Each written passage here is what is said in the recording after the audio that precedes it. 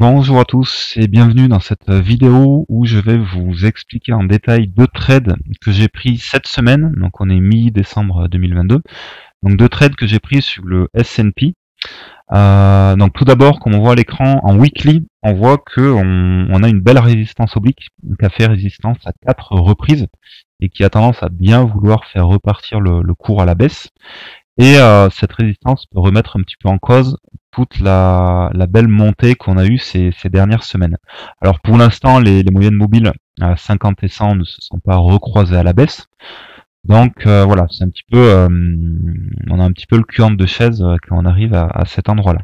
En daily, il y a quelque chose qui est plutôt intéressant, c'est la bougie de mardi 13 qui nous montre qu'on a eu un gros rejet un gros rejet sur cette résistance oblique.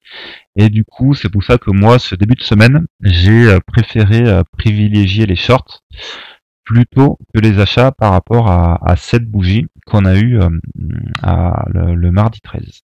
Alors, on va aller sur Pro Real Time, je vais vous montrer les deux trades que j'ai pris. Donc, un trade qui est très très propre d'un point de vue analyse chartiste, c'était jeudi. Donc, comme on voit à l'écran, donc là on est en M5, donc sur le dos, le Nasdaq et le S&P. On a eu sur les trois indices une belle descente avec une belle correction à ce niveau-là.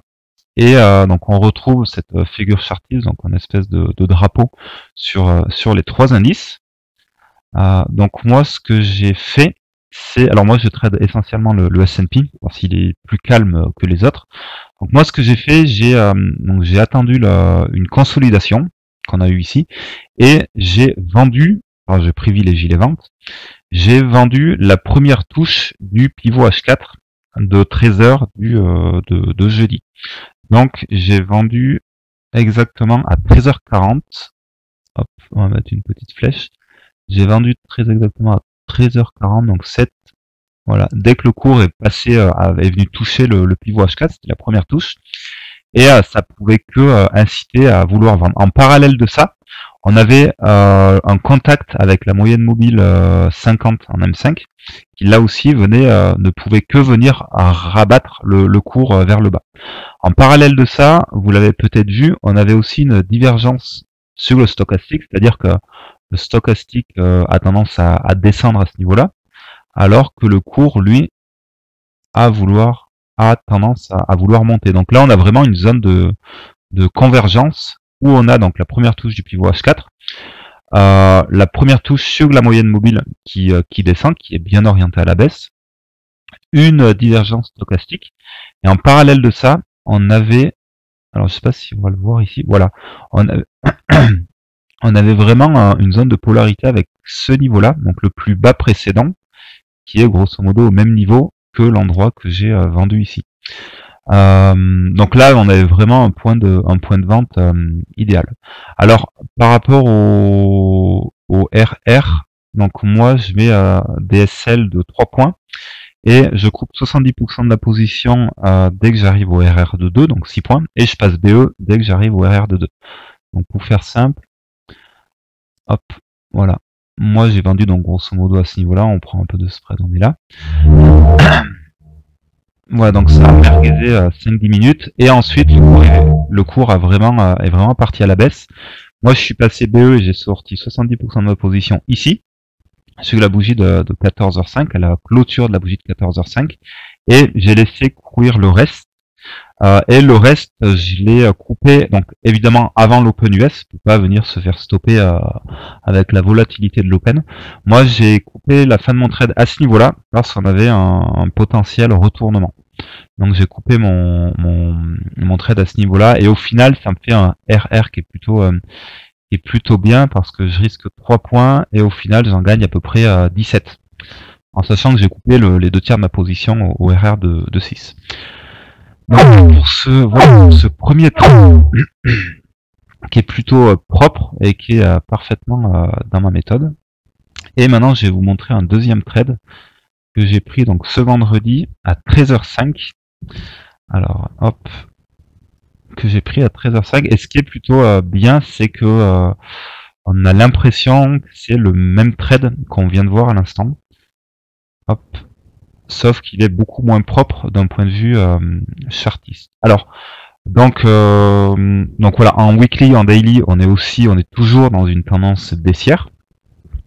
Et là, j'ai fait exactement la même chose, c'est-à-dire que sur les trois indices, voilà, qu'on a ici, on a une belle baisse avec des moyennes mobiles qui sont bien orientées à la baisse, et on a eu l'apparition de voilà, d'un espèce de drapeau à ce niveau-là. Donc moi, je me disais, voilà, on va avoir le report de cette descente plus basse, ce qui va pousser le cours à la baisse. Alors là, j'ai fait la même chose. J'ai vendu la première touche sur le pivot H4, c'est-à-dire que voilà, donc sur le S&P. Donc là, on a notre descente. Hop, on a une espèce de consolidation à ce niveau-là. Voilà, et moi j'ai vendu la première touche du pivot H4, donc ici là. Voilà, hop, donc le pivot H4 qui apparaît à 13h. Donc là aussi, moi je mets mon TP, un RR alors je mets mon SL de 3 points, mon RR de 6 points, j'enlève ça pour que ce soit plus propre. Et voilà, donc je suis passé BE assez vite, le cours est directement venu toucher mon RR de 6. Mon RR de 2, je suis passé BE et j'ai coupé 70% de ma position, et après le cours est venu me reprendre BE. Donc bon, c'est pas très très grave, on va dire. Même gagner plus je souhaitais perdre, donc c'est plutôt bien. Et là aussi, on voit qu'on a une divergence, c'est-à-dire qu'on a le cours qui monte, alors que sur le stochastique, on a vraiment une baisse au niveau du stochastique. Donc là, vraiment, on avait un point intéressant à vendre, en sachant qu'on était entre les moyennes mobiles. Donc dans cette zone-là, on peut se permettre de vendre. On a des chances que le cours reparte à la baisse.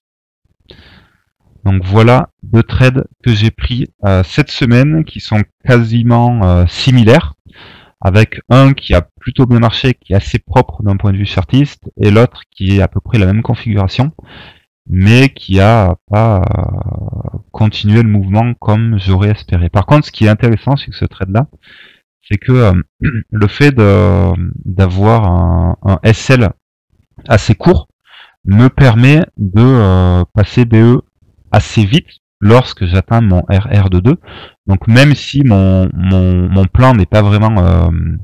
le cours ne fait pas vraiment ce que je veux, dans tous les cas, j'en ressors gagnant. Et à noter que si on arrive à vendre au bon niveau, c'est-à-dire au plus haut, on a énormément de chances d'avoir un RR supérieur à 2, ce qui est le plus important pour être rentable sur le long terme. Et là, ce que j'attends, donc vous l'avez deviné, c'est que le cours revienne. Voilà. Donc là, on est à 17h passées. Moi, ce que j'attends, c'est que le cours revienne, hop, à ce niveau-là, vienne toucher la moyenne mobile pour vendre à ce niveau-là. Et ce que je souhaite faire, c'est là aussi...